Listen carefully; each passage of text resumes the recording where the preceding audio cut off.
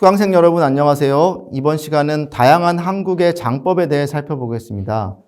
지난 시간까지 살펴본 것은 현대 한국 사회의 정상적인 죽음, 즉 통가을의 한 부분인 상장례와 그 현대적 변화 과정이었습니다. 하지만 앞서 소개해드렸던 것처럼 죽음에는 정상적인 죽음만 있는 것이 아니라 그 사회 안에서 수용되지 못한 망자인 비정상적인 죽음을 맞은 망자도 공존하고 있습니다. 이번 시간은 20세기 초중반까지 존재했던 다양한 죽음과 이를 처리하기 위해 존재했던 여러 장법들에 대해 살펴보겠습니다. 다만 조상이 되지 못한 망자는 주로 시신의 처리에 한정되어 다뤄졌기 때문에 상례와 장례와 같은 예법의 차원으로 올라가지 못하고 시신의 처리라는 장법의 차원에만 국한되는 경향이 있었습니다. 먼저 한국의 가장 독특한 장법으로 여겨지는 것은 초분입니다. 초분은 이번에 다룰 다른 장법과는 달리 정상적인 죽음을 맞은 망자에게 적용되는 장법입니다. 하지만 일반적인 매장과는 차이가 있습니다. 초분은 망자의 시신을 지상에 두고 그 위를 지프로 덮어 마치 초가집붕처럼 만듭니다. 그런 뒤에 일정 기간이 지나서 시신의 살이 썩고 뼈만 남은 뒤에 이 뼈를 수습하여 선산에 이장하는 방식의 장법으로 앞서 화장과는 다른 의미에서 두 차례의 장법이 결합된 방식을 말합니다. 지역적으로는 한반도 남서부 도서지방에 많이 남아있다고 보고된 장법입니다. 이런 장법이 활용되었던 이유는 무엇일까요? 첫째, 초상을 치르기 어려운 시점에 초상이 발생한 경우 망자의 시신을 초분하고 초상의 시점을 조절하기 위하여 도입되었습니다. 예를 들어 한겨울에 사람이 죽은 경우 땅이 얼어 초상을 치러도 사람을 바로 매장하기 어렵습니다. 이런 경우에는 초분을 만들어서 땅이 녹는 적절한 시기에 초상을 치를 수 있도록 초분을 만들게 되었던 것입니다. 이 밖에도 과거에는 명당을 찾아 망자를 편안하게 모셔야 그 자손들도 복을 받을 수 있다고 믿었습니다. 그리고 이렇게 명당을 찾아서 복을 받기 위해서는 망자의 운세가 땅의 운세와 맞는 적절한 하관 시간을 잡는 것이 중요했습니다. 하지만 망자의 사주가 땅에 들어갈 운과 맞지 않는 경우에는 적절한 시기가 될 때까지 망자를 임시로 모셔야 하는 경우도 생겼습니다. 이런 경우 초분에 모셔서 일정 시간이 경과한 후 길한 하관 시기에 망자를 매장할 수 있도록 하였습니다. 이처럼 초분은 망자를 매장할 시기를 조절하기 위한 장법으로 활용될 수 있었습니다. 둘째로는 망자를 다른 조상들이 모셔진 선산으로 드릴 경우 먼저 자리하고 계신 윗대 조상님들이 살 썩는 냄새를 싫어한다는 인식이 있는 경우입니다.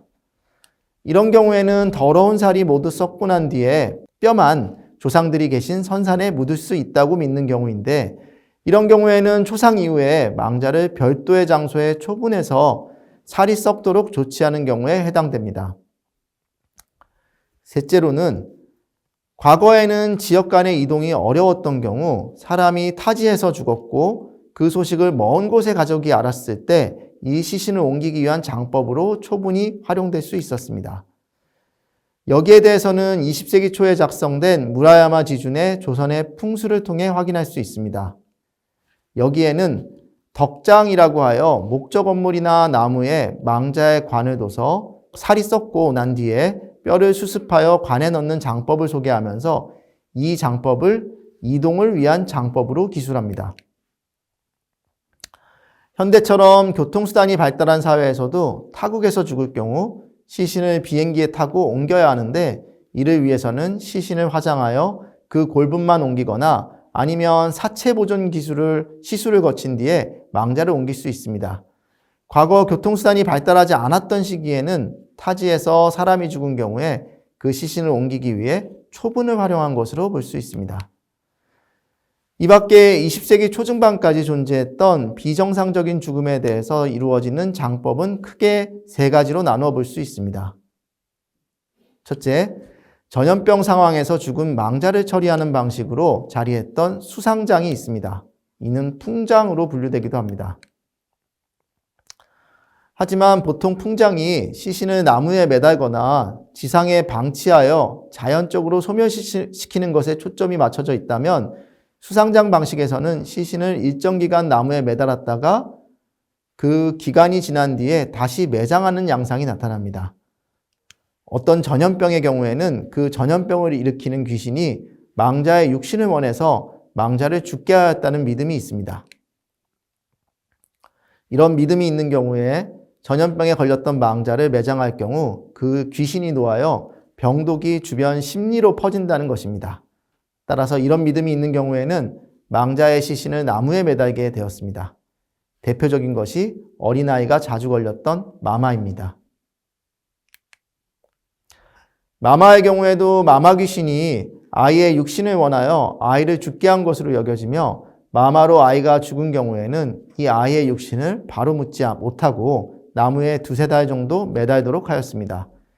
그 이후의 처리에 대해서는 기록이 없는 경우도 많지만 기록이 있는 경우 이 시신을 다시 내려서 매장했다는 기록이 있다는 점에서 이는 풍장과 구별되는 일종의 이중장의 성격을 가진 장법으로 이해할 수 있을 것입니다.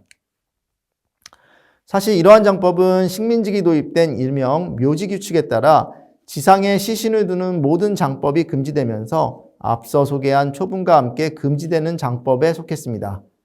다만 해방 직후 혼란기 동안에는 일부 지역에 따라 과거의 관습이 부활하는 경우도 적지 않았고 그런 점에서 이러한 장법이 1970년대까지 전승되기도 하였습니다. 둘째로 아이의 죽음을 처리하는 독특한 방식으로 전라남도 지역에서 널리 발견되는 독장입니다. 흔히 한반도 서남부 고분에서 발견되는 큰 독이나 항아리에 시신을 넣고 묻는 독무덤과 유사한 장법입니다. 전라남도 진도 지역에서는 이를 독다멀이라고 부르고 독이 드문 진독은 도서지방에서는 독을 쓰지 않고 다멀이라고 부르는 방식입니다. 전라남도 진도에서 아이의 죽음을 처리하는 아장때에는 매장의 방식이더라도 어른을 묻는 것처럼 깊이 파지 않습니다. 그런데 얕은 구덩이를 파서 시신을 묻어 구덩이가 훼손되어 시신이 드러나면 여우와 같은 들짐승이 아이의 시신을 훼손하고 다닐 수 있었습니다. 그래서 바닥을 파고 그곳에 무릎 정도 되는 높이의 작은 독 2개를 위아래로 붙여 관처럼 사용해 아이를 넣어 묻은 뒤 위로는 돌을 쌓아 만든 무덤을 만들게 됩니다. 이러한 장소는 조상을 모시던 선상과는 떨어진 장소에 만들어졌습니다. 물론 아이가 죽으면 바로 그날 밤에 가서 독다멀을 만들어야 했기 때문에 보통 마을에서 가까운 곳에 아이를 묻을 수 있는 곳이 있었습니다. 하지만 그런 장소는 보통 마을에서 잘 보이지 않고 음침한 곳으로 주로 국가 소유의 땅에 독다멀이 만들어졌습니다. 또한 죽은 아이의 부모는 아이를 잊지 못하여 아이를 따라다니므로 그 대신에 아이의 조부모나 부모의 형제들이 대신에 아이를 몰래 사람들이 보지 않을 밤에 가서 묻어주었다라고 합니다. 마지막으로 타지에서 죽은 미혼자의 죽음을 처리하는 방법에 대해 알아보겠습니다. 앞서 화장과 상골, 즉 재를 뿌리는 방식을 말하면서 이 미혼자의 시신 처리에 대해 간단히 언급했었습니다. 그런데 마을에서 죽은 미혼자는 굳이 화장을 하기보다는 마을에서 가까운 공동묘지에 묻었습니다. 사실 화장은 매장에 비해 비용이 많이 들어가는 장법이라고 할 수 있습니다. 하지만 마을에서 멀리 떨어진 곳에서 죽은 미혼자는 어땠을까요? 이 경우에도 시신을 옮기기는 어려운 상황이었을 겁니다. 20세기 후반까지 이런 경우에는 가까운 친족이 시신을 수습하여 화장을 했고 화장하여 남은 골부는 그 주변 장소에서 상고를 했을 겁니다. 지금까지 비정상적인 죽음을 처리하는 방법에 대해 알아보았습니다. 비정상적인 죽음은 상장내의 대상이 되지 못하였습니다. 그런데 현재 이런 장법들에는 많은 변화가 있었습니다. 전통사회에서 비정상적인 죽음의 처리 방식은 현대사회에서는 오히려 더 두드러지게 되었습니다. 예를 들어 아이나 미혼자의 죽음이라 해도 이전처럼 의뢰 없이 떠나보내지 않게 되었습니다. 앞서 현대의 상장내는 크게 간소화되었고 그렇기에 시신의 처리를 중심으로 둔 의뢰로의 변화가 두드러진다고 말씀을 드렸습니다. 그런데 이로 인해 과거보다 다양한 망자에게 장례를 치러줄 수 있게 되었습니다.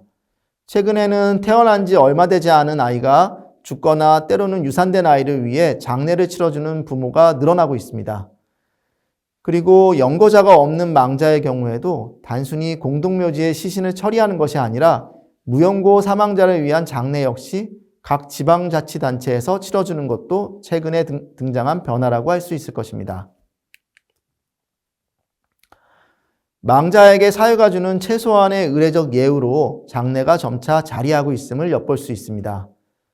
이러한 변화는 심지어 사람을 넘어 동물로까지 확대되고 있습니다. 최근 한국 사회에서는 반려동물을 위한 장례식장과 봉안당이 확대되고 있습니다.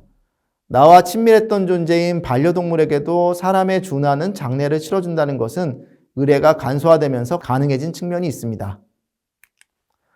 또한 나와 긴밀한 관계를 가진 존재의 마지막에 대한 최소한의 의례를 만들어내고 있다는 점에서도 중요한 의미를 갖습니다. 사람보다 짧은 생을 사는 반려동물을 바라보며 그 동물의 장수를 기원하면서 반려동물의 수위를 사는 사람들의 마음은 반려동물이 점차 한 인격적 모델로 수용되고 있는 한국 사회의 단면을 보여준다고 할 수 있습니다.